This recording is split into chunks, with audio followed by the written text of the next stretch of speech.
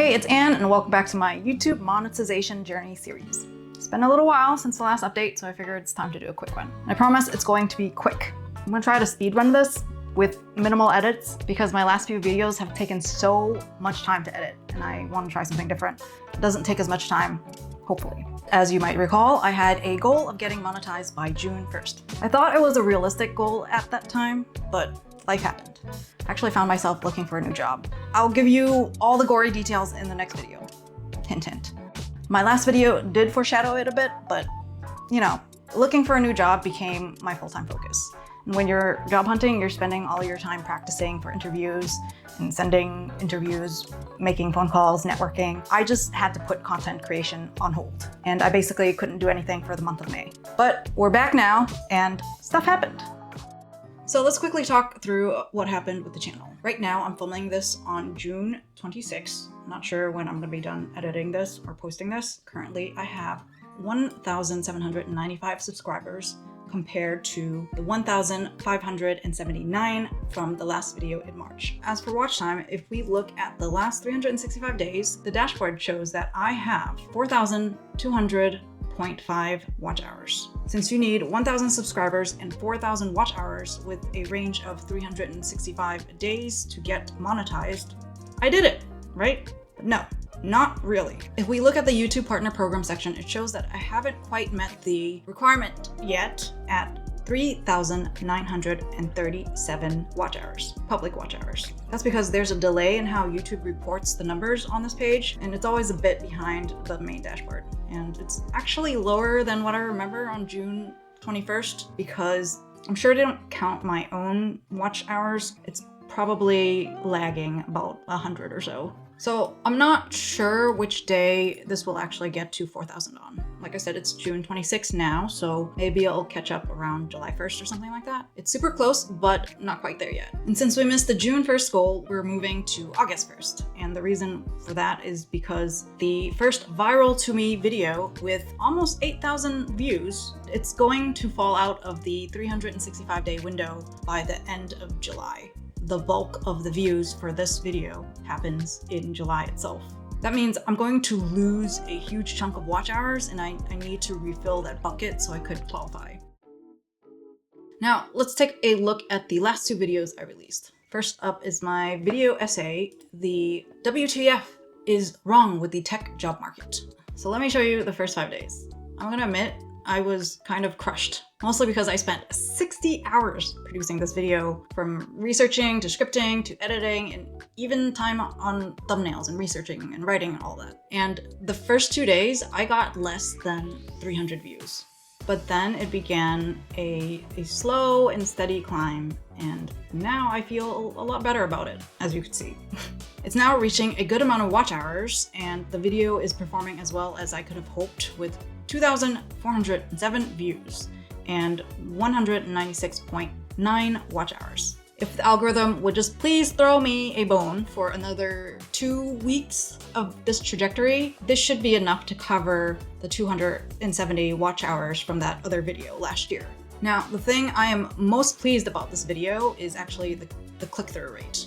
I think it's pretty damn good at 8.1%. And I'm really happy with the thumbnails as well. There are 2 running right now, which are kind of neck and neck, but I did remove a dud that was clearly losing. A lot of the time was spent because I intentionally wanted to make it very similar to the super polished video essays that I like to watch. And I thought I did a really good job editing, given my skill level. I also did something new and created an AI-generated fake cinematic opening sequence for it, and I was actually quite pleased with it. Originally, I was gonna film myself, but I never filmed anything cinematic before, and the editing was already taking forever, so I just tabled the idea and did it with AI instead.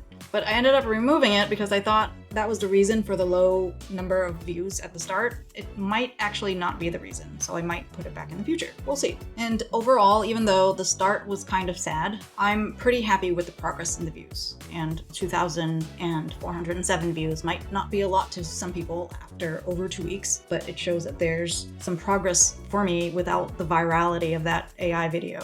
And I actually couldn't be happier. There were also a lot of new things I learned and implemented with this video. So even if it didn't do as well as I had hoped, it wasn't all for nothing, you know? And next up is the day in the life of a software engineer video, which I just published about a week ago. Since this isn't the type of content I normally make, and some of the video quality isn't that great or interesting, like I'm driving for like an hour at one point, I didn't really think this video was gonna do well, and I'm pretty much spot on. It currently has 327 views and 18.5 watch hours. Even though it's not great in terms of, numbers, it was a lot more fun to edit this video than my usual talking head videos. And the other thing is this one only took 22 hours and 20 minutes to complete, from soup to nuts, which is much closer to my ideal target of 20 hours per video. Like, it was much easier because I didn't have to look up B-roll since I filmed everything, and the writing was super simple because it was just like, here's a sequence of events and just talk about it. The part that actually took the longest time for me was actually trying to figure out how to tell the story and make it interesting. Like, the day-to-day life of a software engineer is actually really boring. It's just like mostly sitting in front of a computer. I actually watched other creators' day in the life of videos for software engineering, and I realized that like a lot of them focused on working out or eating or doing office tours or whatever that's not actually the job, because like 90% of a job isn't visually exciting. It's just sitting in front of a computer. So it was actually an interesting exercise in trying to make something that was kind of boring a lot more interesting. And my angle was that my office was closing and we were going full remote, which I thought was a good idea in terms of the storytelling aspect of it. Now, the click-through rate is currently at 3.7%. Honestly, this is about average for my channel. Not that I have a ton of videos. I'm just hoping it's one of those videos that would just slowly grow and just give a little bit over time. Or maybe I'll just kind of like stick at 300 to 400 views. I don't know. But even if it does that, I think that's okay. Because this video was like a huge learning experience in terms of storytelling and filming. Especially since I'm one of those people who's very shy about vlogging in public, like most people I'm sure. Because I was so unpracticed, I didn't even think to get special footage for a thumbnail. So I just had to find something generic that is similar to how other people did it and just took a screenshot of the video itself. And yeah, I knew thumbnails like this wouldn't entice people to click, like, who cares, right?